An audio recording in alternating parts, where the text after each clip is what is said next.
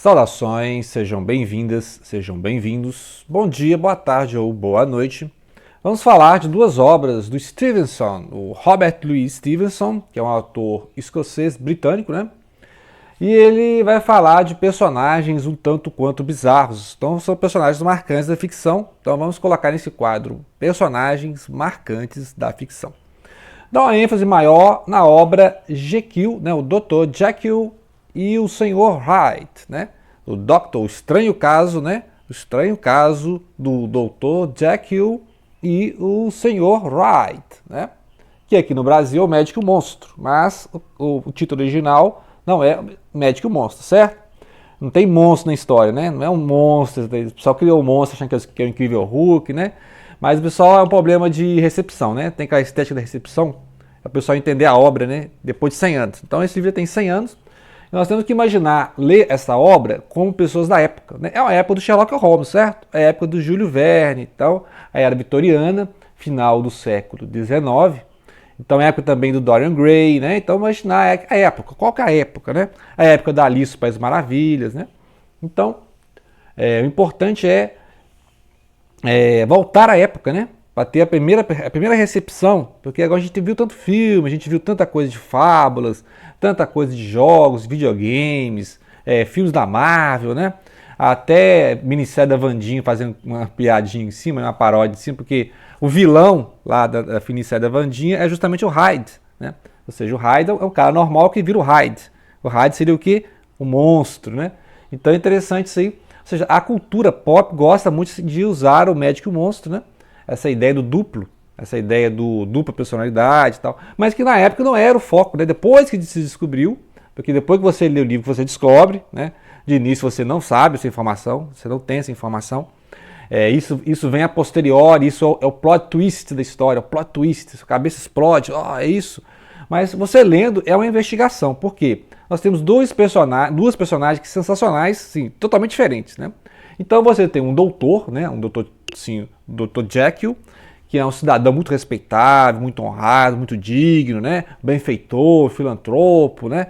E ele tem um amigo, né? Ele ajuda um amigo lá, um cara estranho, que é um tal de Sr. Hyde. O Sr. Hyde é um cara ao contrário dele, é um cara assim de más ações, né? De má fama, um cidadão tanto quanto assim, ao contrário mesmo, né? Ao contrário, você olha pro cara assim, você fica mal-estar, né? Você não gosta da pessoa, a pessoa mais antipática, né?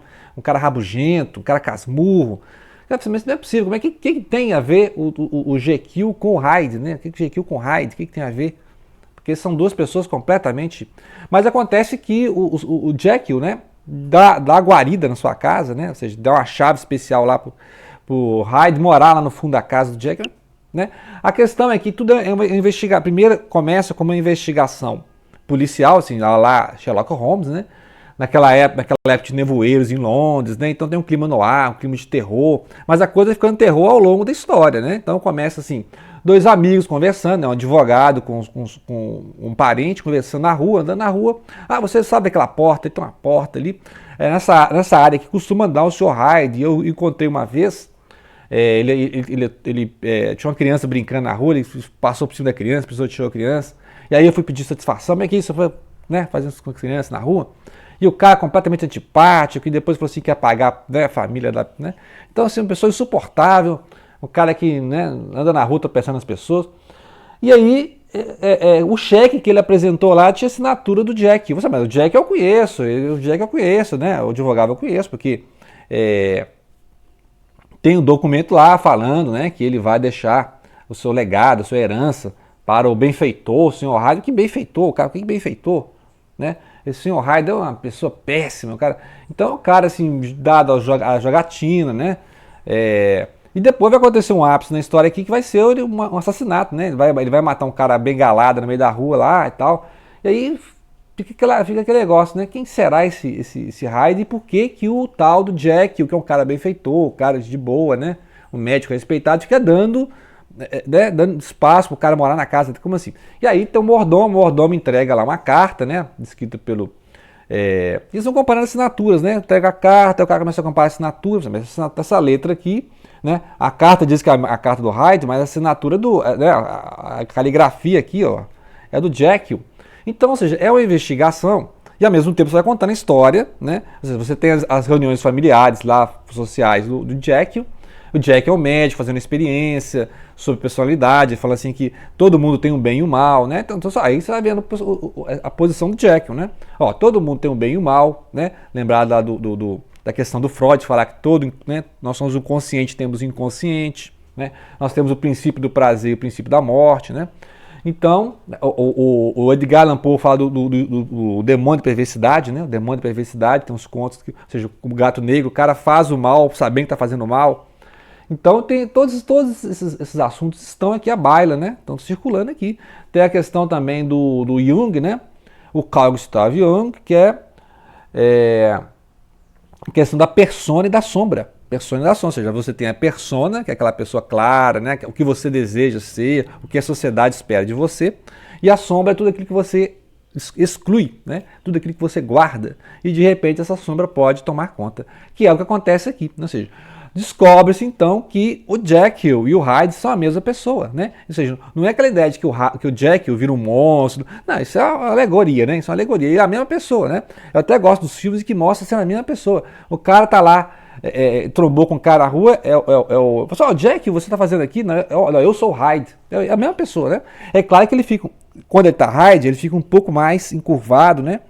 Assim, ele não fica lá peludo, vira um lobisomem, né? Isso é uma figura alegórica, né?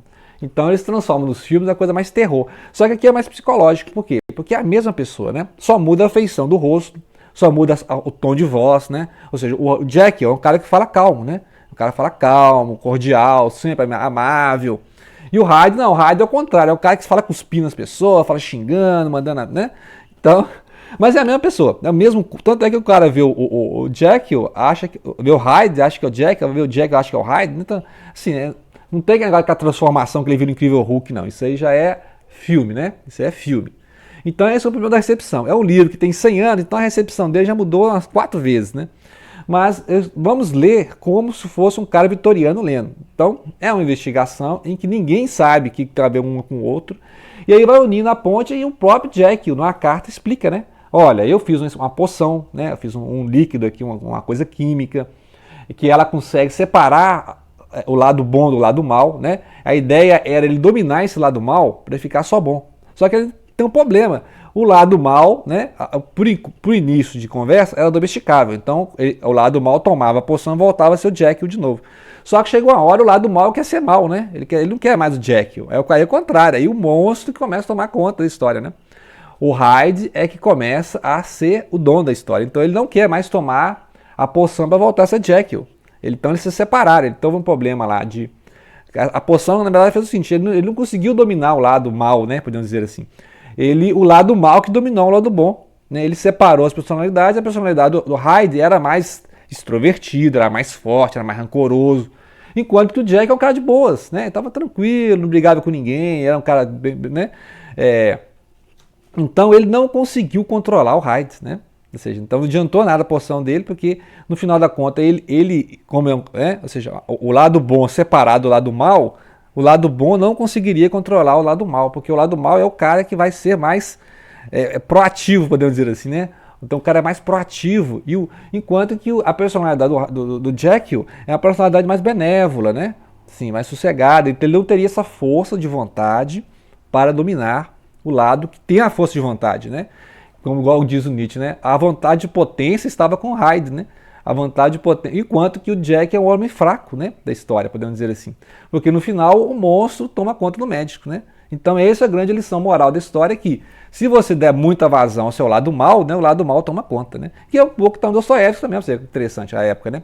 O Dostoiévski mostra isso também, que os personagens tentam controlar, né, esses impulsos que eles têm de autodestruição, né? Basta ver os personagens do Dostoiévski, são assim. Os caras sabem que estão fazendo algo destrutivo e continuam fazendo, né? Então, tem um pouco do Dostoiévski também, essa ideia de que nós temos o inconsciente está contra nós, né? Então a gente tem um superego tentando controlar socialmente, tentando, né, de forma terapêutica até, mas o lado interno, malévolo, né, podemos dizer assim, um monstro vai aflorar. E aí a ideia do Jekyll foi péssima, né? Não deu certo, deu mal, né? Deu ruim, porque ele foi fazer essa poção e a poção acabou libertando o Sr. Hyde. Que o Sr. Hyde é o Jekyll, né? O Sr. Hyde não é outra pessoa, é o Jekyll, só que é o Jekyll, só que com outra tendência, né? Ou seja, é a ideia do duplo. O duplo é que a ideia, né? Só que a ideia do duplo é mais ampla, que no sentido que pode ser uma outra pessoa, só que com o polo contrário de você, né? Então, se você é introvertido, o seu outro vai ser extrovertido e vice-versa nessas questões, né? Então, ou seja, é muita coisa que você pode ler da obra na primeira leitura, da primeira recepção, e depois essas releituras psicanalíticas, né? Do existencialismo, né? Então fica a dica, o personagem sensacional que é o Sr. Hyde, que na verdade é o médico, o Dr. Jekyll, né? Olha o plot twist, hein? O outro livro do Stevenson, né, que morreu jovem, né? Escritor escocês morreu jovem, morreu lá na Samoa, né? Lá no Pacífico Sul. Ele tinha problemas de saúde e tal, né? Tá igual o Nietzsche também, problemas de saúde, né? Os caras morriam cedo, 44 anos já morreu. Mas deixou duas obras-primas, né? Duas obras clássicas, que agora A Ilha do Tesouro. A Ilha do Tesouro tem um filme, né? Inclusive, descobri o filme com o Christian Bale. O Christian Bale que é o Batman, né? Então, quando ele tinha 15 anos, ele fez, em 1990, ele fez um filme do A Ilha do Tesouro, né? Sensacional, um filme muito bom, né? Retrata bem. Só que aqui também a questão dos personagens, né? Os personagens vão ser apresentados aos poucos, né? Na narrativa. Então você vai conhecendo os piratas aos poucos, né? Então quem está contando a história já é o Tim Hawks. O Tim Hawks já velho, né? Porque ele volta na história. Quando eu tinha 12 anos, quando eu tinha 13 anos. Então já é um cara lá no século XIX, contando a história lá no século XVIII, né? No final época da Revolução Francesa, né? Época ali. E aí ele vai contando, o pirata chegou lá na casa dele, tinha um baú de tralhas lá, e lá tinha um mapa do tesouro. Aí vários piratas vão aparecendo na história, né? Tem lá o Blind Pill, né? Que é o cara cego, assim, também o pirata lá, né? Tem o Black Dog, né? O cão negro. E esse capitão é o Bill Bones, né? O Bill Ossos, né? E aí a trama vai surgindo assim, né? Aí você tem outros personagens, tem o Livesey, Dr. Livesey, aí você tem o Trelawney é o conde, né?